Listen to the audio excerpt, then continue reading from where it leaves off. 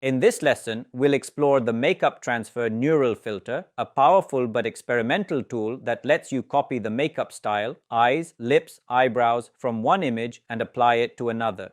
This filter can give you amazing creative flexibility for fashion editing, portrait retouching, or concept styling.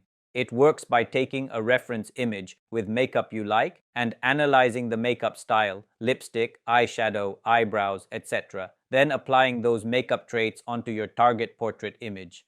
Now, we're going to transfer a makeup style from this image onto this image. To do that, open the Neural Filters panel and turn on the Makeup Transfer filter. Then, select the reference image.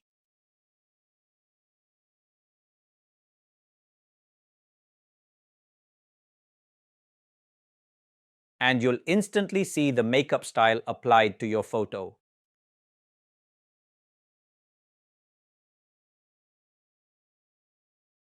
Now see the before and after result. And that's a deep dive into Makeup Transfer Neural Filter in Photoshop. It's a fairly new and experimental feature, but when used smartly, it can speed up your beauty, retouching, creative stylings, and fun transformations.